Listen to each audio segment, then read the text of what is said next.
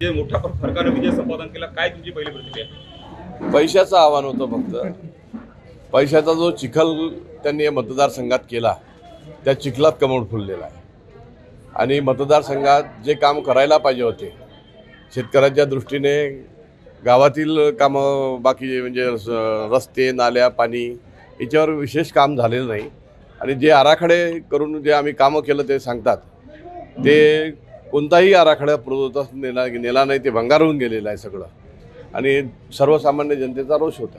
कुठल्या विकास कामांना प्राधान्य असणार सुरुवात आहे? शेतकऱ्याचे पांदन रस्ते हा सगळ्यात मोठा इश्यू राहील.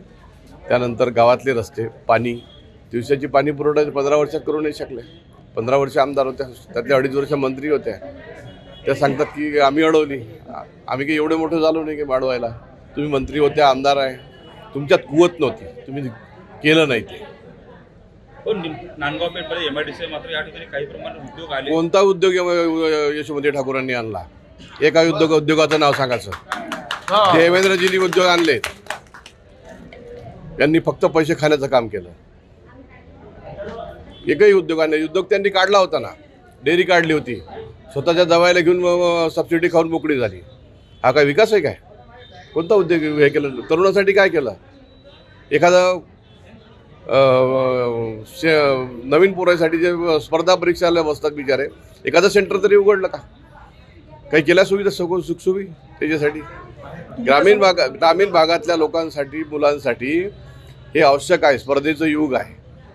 या स्पर्धेच्या युगात हा ग्रामीण विद्यार्थी टिकला पाहिजे, ग्रामीण युग टिकला पाहिजे. त्यासाठी काहीतरी करण्याची गरज आहे. मुजरी विकास आयोगामध्ये जर भारत मोठ्या प्रमाणात भ्रष्टाचार झाल्याचा आरोप सुरुवातीला करण्यात आला, त्याची चौकशीची मागणी करणार तुम्ही? बिलकुल करणार.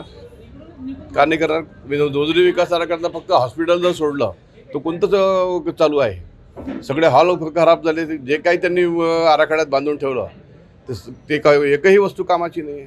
ज्या विषयासाठी आराखडा झाला, ज्या तुकडोजी महाराजच्या नावानं आराखडा, कुठं हे आहे? तसंच रुक्मिणीचं माहेर आहे रुक्मिणी कौंडण्यपूर, तिथे सुद्धा तेच आहे. जंगलात तुम्ही करून ठेवलं. गाडगेबाबाची निर्वाणभूमी, फक्त कोविड काळात त्याचा उपयोग झाला त्या बिल्डिंगचा. सध्या काय उपयोग आहे?